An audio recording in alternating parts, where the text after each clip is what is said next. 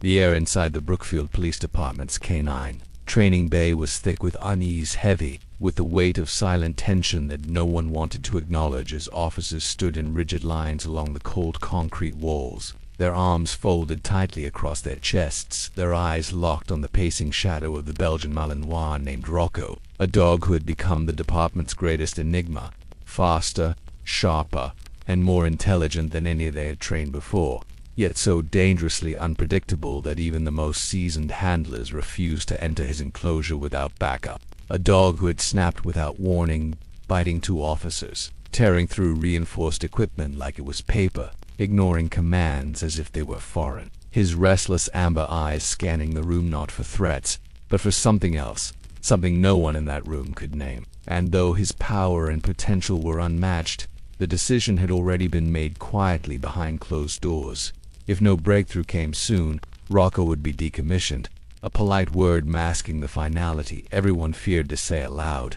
But just as the sergeant was about to call the session off, the heavy steel door at the far end of the bay creaked open, pulling every gaze toward it as a woman stepped in, her steps hesitant, almost reluctant, her trembling hand resting on the shoulder of a young boy who couldn't have been older than 10, a boy whose pale blue eyes were hidden behind oversized dark sunglasses and who walked carefully, his bare hands tracing the cold air as though he was mapping the room in his mind.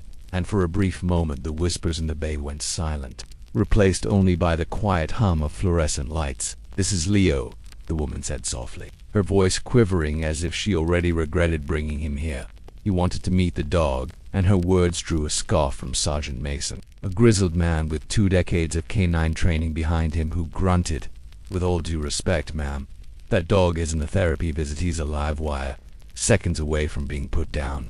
But before she could respond, Captain Rhodes, the commanding officer who had watched everything from the corner of the room with a cold, unreadable expression, raised a hand to silence the objection, his deep voice carrying more weight than anyone else's in the room. "Give the boy a moment," he said, his tone calm but layered with something no one could quite read, and reluctantly the officer backed away, uncertain but curious, while Leo slowly let go of his mother's hand and walked toward the edge of the steel enclosure without fear, his small figure dwarfed by the towering walls and the watchful stares of the officers.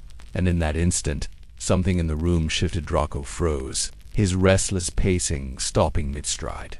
The low growl that had become his constant disappeared like it had never existed, his ears tilting forward with laser focus, his sharp amber gaze locking on the boy with an intensity that made several officers instinctively tense, their fingers brushing the triggers of their tranquilizer, ready for the worst. And yet Leo stopped just inches from the gate, tilting his head slightly as if he could feel the dog-ass presence in a way none of them could, before slowly raising one small hand, palm open, fingers steady, and whispering softly, "Hi." Rocco, just 2 simple words, no command, no hint of fear, just quiet honesty that seemed to cut through the tension like a blade. And for the first time in months, the wild storm in Rocco's eyes faltered as he stepped forward, one careful paw, then another, the sound of his claws faint against the metal floor, until his nose touched the boy's hand and the entire room collectively held its breath, because they had all seen what happened when Rocco got too close. And in those seconds of silence, you could almost hear hearts pounding, but instead of lunging, instead of snapping, Rocco lowered his head gently, pressing it into Leo's tiny palm, exhaling a long, trembling breath, like a prisoner who had finally stopped fighting. And Leo crouched down carefully, his small fingers brushing over the dog's snout, slowly tracing every ridge and curve like he was memorizing it, whispering softly, "You're not mean. You're just scared, aren't you?" And then he leaned even closer, his lips moving in a whisper, so soft no one else could hear, and whatever he said made Rocco sit down completely calm, the chaos and aggression inside him vanishing like it had been erased, leaving only stillness, shocking the officers who stood frozen because they had tried for months to reach this dog with every training method they knew, and none of it had worked until now, until this boy in Captain Rhodes stepped forward slowly, his face a mask of disbelief as he muttered under his breath, "He just did what none of our best trainers could." But Leo's mother didn't look relieved. She didn't smile. She looked pale, unsettled, because deep inside she knew this moment wasn't normal. She'd seen this before, years ago, before she ran, and changed her name. And that night Captain Rhodes sat in his office long after everyone left, replaying the footage of the encounter over and over. The way the dog's body language shifted, the way Leo whispered like he knew Rocco from another life, and the question he couldn't shake: what did that boy say? And across town, Leo sat quietly on the edge of his bed, his small hands clutching an old faded military dog tag he had hidden beneath his pillow, whispering softly, "I found you again." And miles away in the dark kennel of the precinct, Rocco suddenly lifted his head, his ears twitching towards some sound no one else could hear, and let out a low, mournful whine that echoed through the empty training bay like a ghost. And the next day the strange behavior only deepened, because Rocco was no longer pacing or growling, no longer snapping at handlers. He simply sat at the gate, staring silently down the hallway as if waiting for someone. And when Leo returned, Rocco immediately stood and moved to the edge of the gate, ears forward, tail low, but wagging softly in a way none of the officers had ever seen, as if the dog was a soldier waiting for orders. And later, during a routine feeding, a handler accidentally dropped a metal baton, the sharp metallic clang ringing out loudly, triggering something deep and primal in Rocco. His body stiffened instantly. His eyes went distant and hollow, like he wasn't even there anymore. And then he crouched low, trembling uncontrollably, as if he was reliving some buried memory from another life.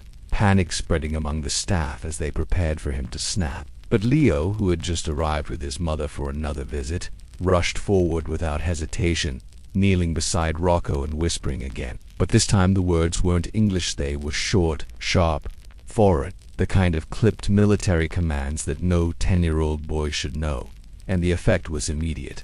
Rocco stopped shaking, his breathing steadied, and he pressed his head into the boy's chest, calm once more.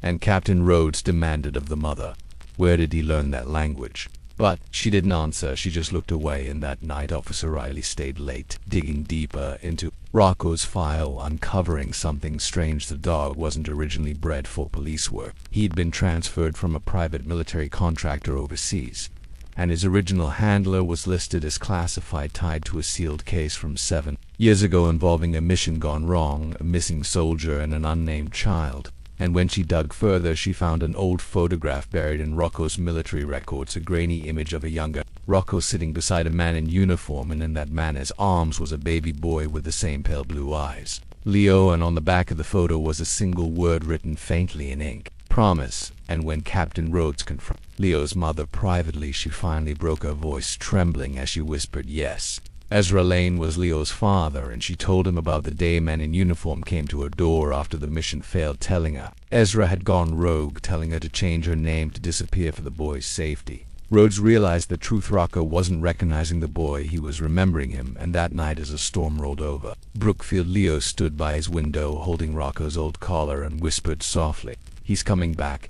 And when his mother, heart racing, asked, who's coming back, sweetheart? Leo tilted his head slightly, like he was listening to something far away, and said, the man with the deep voice, the one Rocco remembers. And miles away in a dimly lit motel, a man with a jagged scar across his jawline flipped slowly through old photographs, his hand lingering on one of a toddler clutching Rocco's ear, his voice barely audible as he whispered, I'm coming home.